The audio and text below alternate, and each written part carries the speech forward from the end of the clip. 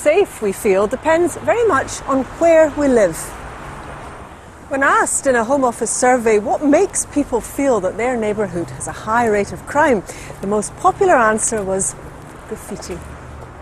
The defacing of property gives the impression there's no pride in the community, and that's something that's exploited by young criminals.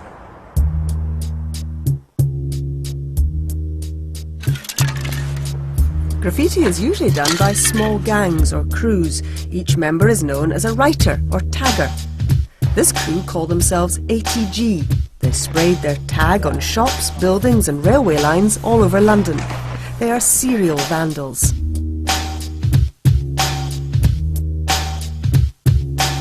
I'd see it as just a sort of covering areas and just sort of being in the view of the general public. You've been here, you've been there, you've been all around this whole area and put your name up. It's like that thing about people going around, animals, dogs, marking their scent. And just like dogs, they never miss an opportunity to leave their mark.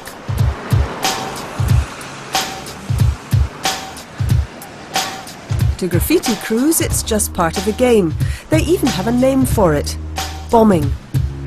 I suppose bombing is your most standard form of graffiti, just going out, bombing, as it might suggest, bombing everything, just getting your name up everywhere, using anything, just going out and writing on everything basically.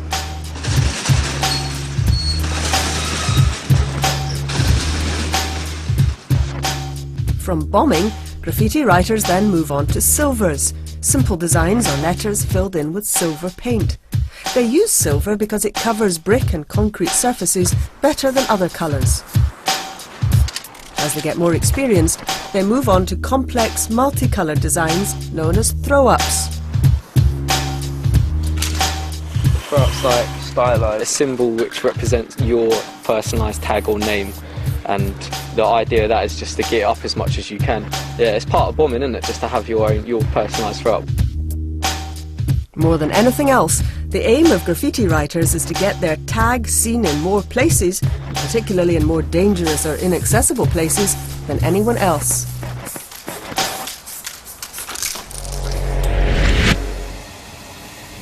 And the holy grail for graffiti vandals is trains. They are a huge moving canvas that allows the graffiti fraternity to show off their skills to each other, and cleaning up after them is costing us all a fortune. Once we find a train's been graffitied in service, we have to take it out of service and move it to a depot to allow cleaning to take place.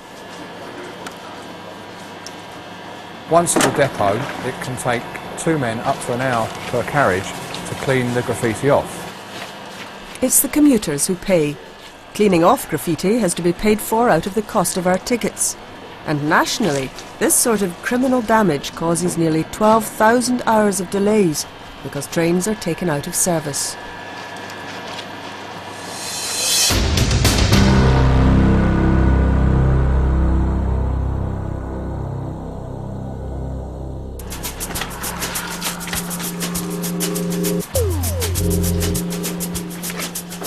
But it's more than just the money at stake.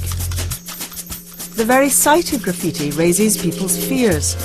A police survey last year found that more than 50% of women feel unsafe waiting for trains after dark. The presence of graffiti on or in carriages only heightens that unease. For the vandals, writing graffiti is often an addiction. Like drug addicts, they need their nightly fix. There's different sides of graph which make it addictive.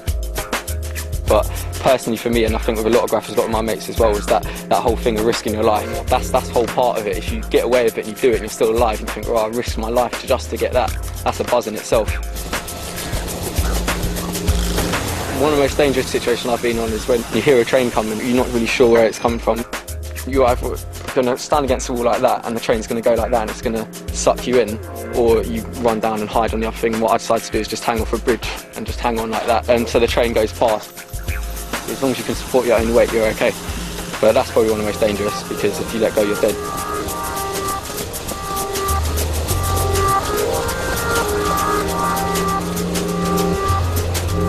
If you continually trespass on the railways, sooner or later you're going to get injured. But if the trains don't get you, It's likely the police will.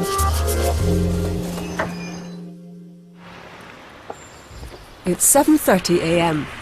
Officers from the British Transport Police's graffiti squad have come to Stanmore, an affluent suburb of northwest London. They're looking for a young criminal who's caused thousands of pounds worth of damage. PC Norton from the British Transport Police. We've actually got a warrant here. It's been issued by a magistrate's court. Come in. OK, thank you very much. In December last year, a CCTV camera caught a gang of youths vandalising the inside of a train. Us? Police is here. Please. You can come in. OK, thank you. Hi Azim, how you doing, mate? All right. Tom Norton from British Transport Police, mate. If anybody's doing graffiti, it's him. That's what Him? Do you know One of the gang was signing off with his personal tag, Titch, a name that had begun to appear all over London. Are you decent, old chap? Got nothing on? Are you being arrested, okay, for causing criminal damage to London Underground? Okay, you can go to the dress, please. Brush your teeth, wash your face. Which is over a period of time. Okay? Okay, just going to tell him what's happening, okay? I think he knows. Don't worry. Alright, so you're under arrest for criminal damage to London Underground, okay? So you don't have to say anything. The main defence doesn't mention when questioned something which relates to line in court. Anything you do say may be given evidence. Okay? Officers got a So breakthrough when they arrested another suspect who had the name Titch stored in his mobile phone. A check on that number traced it here. Spot on, mate. We've got a warrant, obviously, to search the whole premises. What I'd be inclined to do is actually, at the moment, search Azim's bedroom. Well, basically what we're looking for, okay, things related to criminal damage and things related to graffiti. Well, I mean, anyway, we can help you because he has been warned by us. If you ever get into trouble, you're out. You knew this was going to happen. Why didn't you stop? It doesn't take long before they start uncovering the evidence they need. Is this rucksack yours? Yeah, it is mine. You were spraying bicycle last night. Is it one blue rucksack? Yeah, one blue Puma rucksack right on there now. I've got the words Titch written. Did you write that? Yeah, on that paper, yeah. Yes, I did on that paper. Okay. Like most graffiti writers, he wants to show off his work and has photographed himself in the Yes, I act. did on that. There's a camera in with his spray paints and a collection of incriminating photos.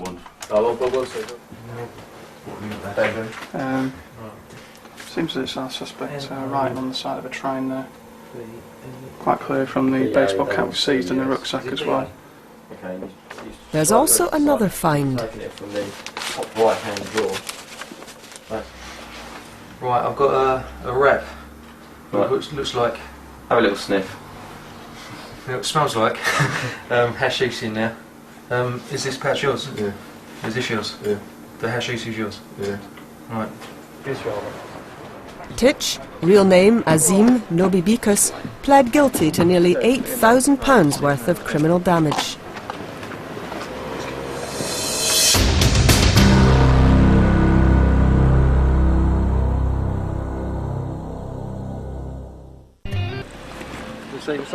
Graffiti and petty vandalism are stepping stones on Britain's streets of crime.